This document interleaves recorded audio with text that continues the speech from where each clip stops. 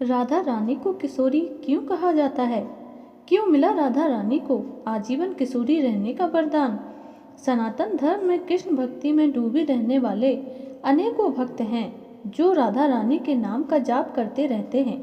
धार्मिक मान्यता है कि जो भक्त सच्चे मन से राधे राधे का नाम जपता है उसे मोक्ष की प्राप्ति होती है और श्री कृष्ण के वैकुंठ धाम गोलोक में स्थान प्राप्त होता है।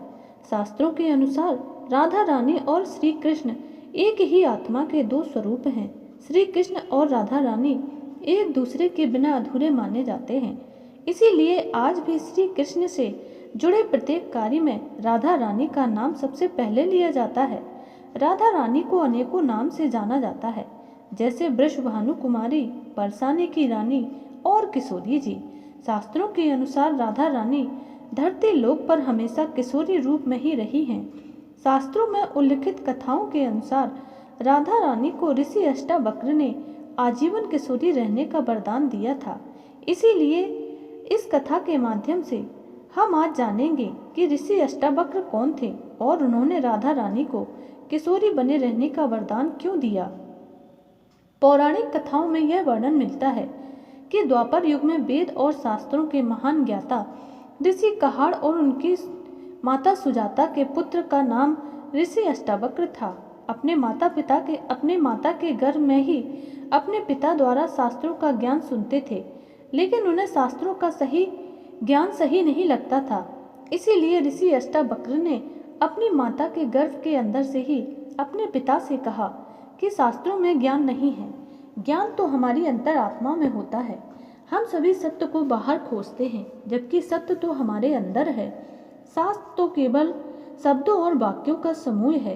अपने ही पुत्र से शास्त्र विरोधी बातें सुनने पर ऋषि कहाड़ को बहुत क्रोध आ गया और उन्होंने गर्भ में पल रही अपनी ही संतान को श्राप दे दिया कि जो अभी तक आजन्म है, जिसने अपनी माता के गर्भ से मेरे शास्त्र को चुनौती दी है, जन्म के बाद उसका शरीर 8 अंगों से टेढ़ा हो जाए। इस श्राप के कारण ऋषि अष्टावक्र 8 अंगों से टेढ़े थे। ऋषि अष्टावक्र के 8 अंग टेढ़े अंगों के कारण ही लोग उन्हें देखकर के उनका मजाक उड़ाया करते थे और उन पर हंसते थे। क्रोध में आकर ऋषि अष्टावक्र लोगों को श्राप दे दिया करते थे।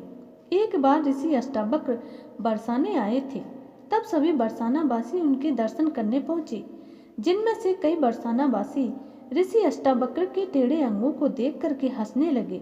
ऋषि अष्टावक्र ने उन सभी को पत्थर में बदल जाने का श्राप दे दिया। जब राधा रानी और ऋषि अष्टावक्र के दर्शन के लिए पहुंची तो राधा रानी ऋषि अष्टावक्र को देखकर मंद मंद मुस्कुराने लगी।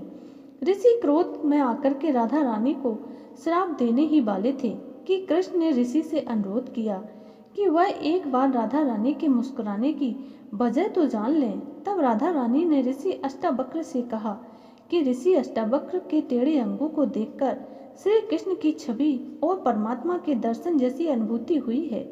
इसीलिए प्रेम और सम्मान में ऋषि अष्टावक्र को देखकर राधा रानी मुस्कुरा रही हैं। इतना सुनकर ऋषि बहुत प्रसन्न हुए और राधा रानी को आजीवन किशोरी रहने का वरदान दिया।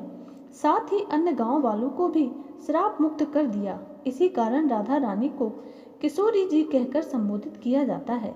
तो दोस्तों, आपको राधा रानी की यह कथा कैसी लगी? अगर पसंद आई हो तो कमेंट करके ज़रूर बताइएगा और प्लीज़ चैनल को लाइक एंड सब्सक्राइब जरूर कर देना। धन्यवाद।